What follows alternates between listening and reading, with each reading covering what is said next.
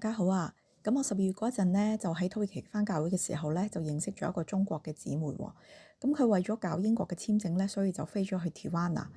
咁呢，因為 Albania 呢，其實係少數歐洲裏邊對中國免簽嘅國家嚟嘅。咁呢，仲有90日添。咁所以佢就去咗嗰度搞簽證啦。而我本來呢，對呢個國家呢，都唔係太認識嘅。咁連英國人呢，其實好多佢哋都唔知道喺邊度。咁我見新工咧又遲遲都未確定到返工日期喎，於是咧我就好臨時咁咧就計劃咗呢個 trip 啦，咁咧就可以順便咧就同嗰個中國嘅姊妹去見面啦。咁阿爾巴尼亞咧其實佢係位於歐洲嘅東南部啦，咁係個巴爾幹半島西南部嘅國家嚟嘅。咁喺冷戰嘅時候啦，阿爾巴尼亞咧其實喺歐洲中咧係最唔發達同埋收入比較低嘅發展中國家之一嘅。咁不過近年咧都已經有啲改善㗎啦。咁雖然佢咧就位於歐洲，咁但係咧暫時都仲未入到歐盟嘅。咁而家只係候選國啦，咁目前淨係過渡去到審查完成嘅階段嘅。咁而我去到之後咧，先發現原來大部分嘅阿爾巴尼亞人咧都係穆斯林嚟嘅。咁因為以前咧曾經俾鄂圖曼帝國統治咗近500年啦，咁所以土耳其人咧就將伊斯蘭教咧就帶入咗阿爾巴尼亞。不過咧，由於佢哋咧都係比較西化啦，咁其實喺當地人我都見唔到有人包頭，咁亦都唔係話好多清真寺，咁所以咧我啲都唔覺得咧原來佢哋係穆斯林嚟嘅，咁係比土耳其人咧更加世俗化嘅。我住嗰間嘅 hostel 咧，咁係教會開嘅，咁臨走前咧都有機會係同當地個姊妹傾偈啦，咁就佢就分享到啦，由於阿爾巴尼亞以前咧就係社會主義嘅國家，咁咧所以教育制度都係比較封閉嘅。咁由細讀嘅學校咧，都係啲洗腦式嘅教育啦。咁要佢哋係愛國啦，同埋效忠國家。咁所以佢哋嘅思想係比較保守，唔係太認識其他宗教。咁有好多人咧都係未聽過福音。咁所以我覺得咧，其實 Albania 咧都係一個好適合傳福音嘅國家嚟嘅。而我咧只係喺 Tirana 咧住咗一晚嘅，因為 Albania 咧的確就唔係太多嘢睇嘅。咁但係咧，我覺得呢個 Banat 1咧就係一定係要去嘅一個景點嚟嘅。咁佢咧就係一個位於地下5層一個防空壕啦。咁以前嘅共產黨獨裁者咧，佢參觀完北韓之後咧，就決定咧要喺國家裏邊咧都起20幾萬個呢啲咁嘅防空壕，咁以便喺發生戰爭嘅時候咧就保護自己啦，同埋佢嘅政府嘅。咁咧呢度就喺市中心最大嘅防空壕，咁咧就改建咗呢個歷史博物館。咁裏邊咧就介紹咗 Albania 由1938年到1990年嘅發展歷史啦。咁主要集中介紹咗好多嘅戰爭，咁亦都會了解到 Albania 嘅共產主義嘅獨裁制度嘅。咁裏邊咧有唔同嘅音效啦，例如一啲炸彈啊，同埋空襲警報嘅。咁所以咧都會令到更加容易代入當時嘅環境。咁而呢度咧係有好多嘅房間啦，咁你可以走住呢個長長嘅走廊咧，就入每一間房，咁去睇到咧以前嘅生活係點樣樣嘅。另外喺市中心咧就仲有個 Banat 2嘅，咁相對咧個規模就細啲，係比較講解多啲以前民生嘅嘢嘅。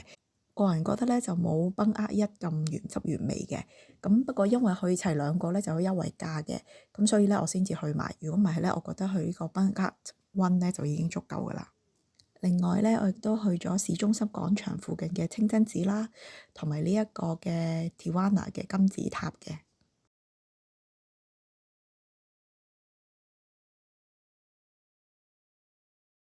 跟住咧，我就飛咗去羅馬啦。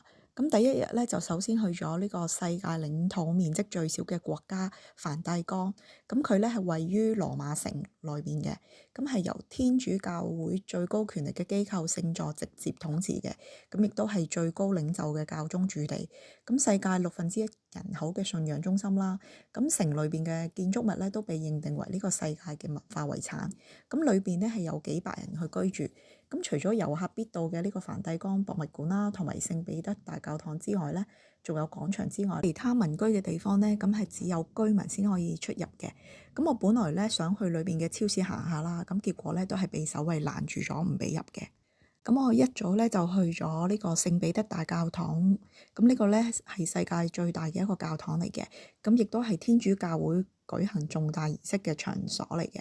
咁係彼得嘅墓地咧，其實就喺呢個聖體傘下邊噶啦。咁教堂裏邊咧亦都有個地下室咧，係超過咗100座嘅陵墓嘅。咁主要都係教宗同埋少數名人葬咗喺裏邊嘅。咁而呢一個咧就係米開朗基羅所創作嘅聖殤，咁佢描繪咗咧瑪利亞就係抱住被釘死嘅基督嗰陣時咧悲痛萬分嗰個情形嚟嘅。而呢一個雕像咧就係貝尼尼嘅創作啦。咁佢雕像本身咧就係教宗亞歷山大七世，咁旁邊圍繞住4個女神啦，咁係象徵住呢個仁慈、正義、真理、智慧嘅。咁喺雕像下邊咧有一個通往死亡嘅門嘅，而門上咧就有一個手執沙漏代表死亡嘅骷髏骨頭，揭開呢個厚重嘅帳幔。呢度咧仲有一個個嘅懺悔室啦，咁其實佢係有唔同嘅語言去提供嘅。咁我去過嘅教堂咧，其實都唔少嘅。咁雖然呢度咧都有好多人排隊，咁但係咧我都覺得係好值得嚟呢度參觀嘅。而教堂外邊咧就係聖彼得廣場啦。咁貝尼尼嘅構想咧就係將聖彼得教堂咧就係當做耶穌嘅身體，咁而兩邊延伸嘅半圓形門廊咧就係耶穌嘅雙臂，咁咧象徵住咧好似信徒一踏入廣場咧就係被耶穌迎接咁樣樣。咗呢個聖彼得廣場之後咧，我就沿住條路咧就嚟到呢個聖天使城堡，咁跟住咧亦都係去到呢一個納沃納廣場嘅。下晝咧我就去咗呢個梵蒂岡博物館嘅，咁其實本來咧都好掙扎係去唔去好嘅，咁因為呢度咧係被譽為世界上最偉大嘅博物館之一啦，咁啊保存咗咧由古埃及文藝復興到而家20世紀，咁啊橫跨咗成5000年嘅珍貴藝術品嘅，咁因為遊客就超級咁多啦，咁網上見到介紹咧話淨係排隊入場咧，其實都要2-3個鐘咁樣，所以建議咧就加錢買預訂票嘅。咁但係我覺得即使入到場啦，咁其實裏邊每個展館都逼滿遊客嘅話咧，舉步維艱，我覺得咁多人都冇晒參觀嘅興致㗎啦。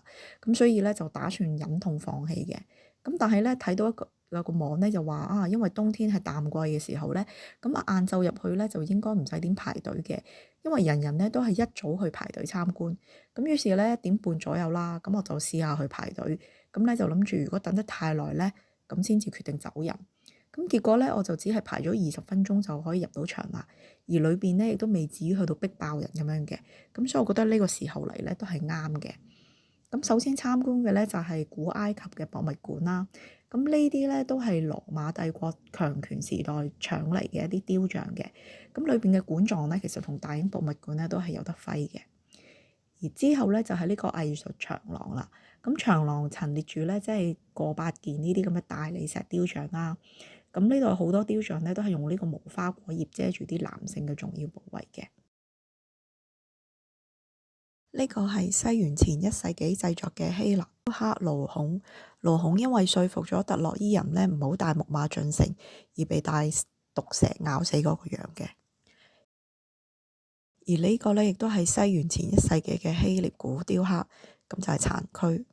咁羅馬帝國咧就有個好出名嘅暴君啦，就係叫尼祿皇帝嘅。咁呢個咧就係佢嘅澡盤啦。咁由呢個紅色嘅大理石打造嘅超級大嘅澡盤咧，就可以睇得到當時尼祿過嘅日子咧係幾咁奢侈。澡盤下邊嘅馬賽克拼圖咧，其實喺羅馬時期咧係非常之流行嘅。跟住一路行過去咧，就會到咗呢個掛毯室啦。咁歐洲嘅冬天就非常之凍啦，咁都會喺啲牆度咧滲入嚟咁樣嘅。咁所以為咗保持室內保暖啦，同埋美觀咁樣，咁幾乎咧嗰啲貴族咧都係會訂製呢啲咁嘅大掛毯啦。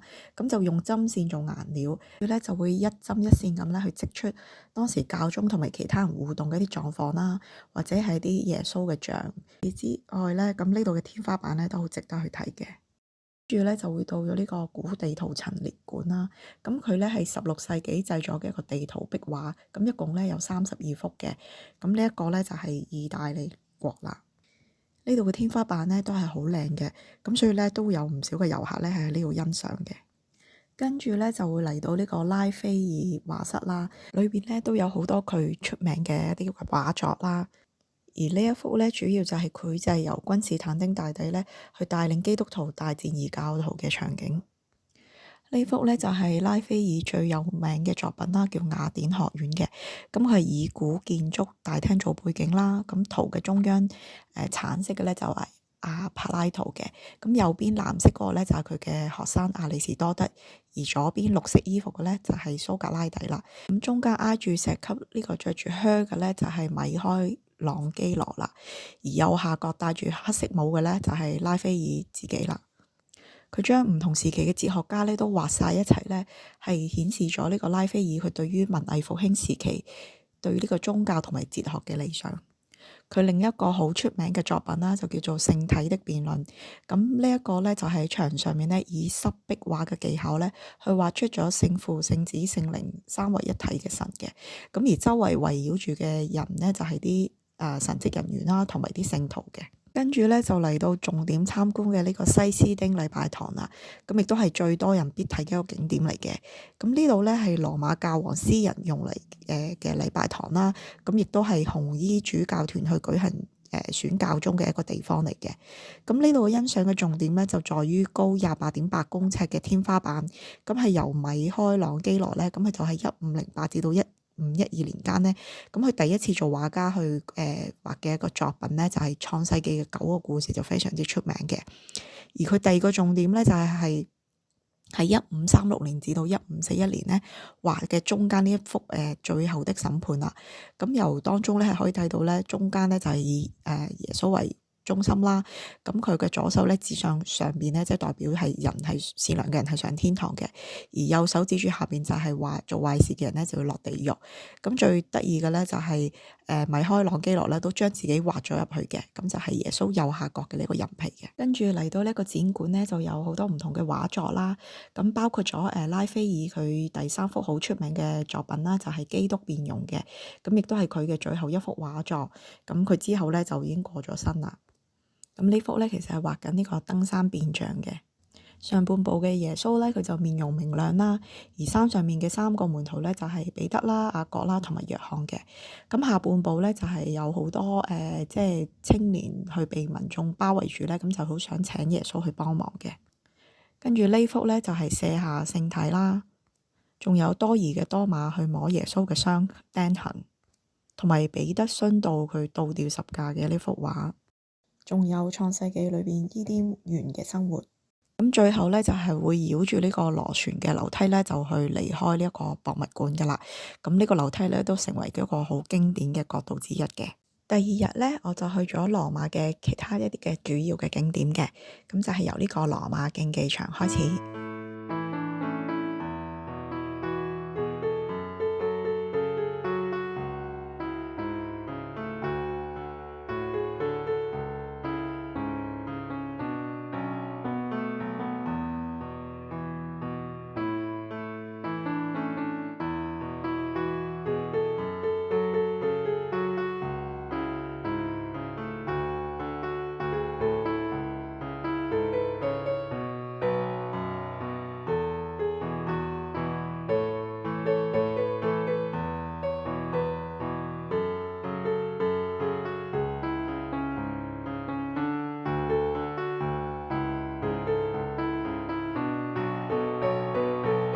今次就講住咁多啦，咁大家記得 like 啦、subscribe 啦，同埋 share 俾你哋嘅朋友。咁你哋亦都可以隨時留言或者 email 俾我。下集見啦，拜拜。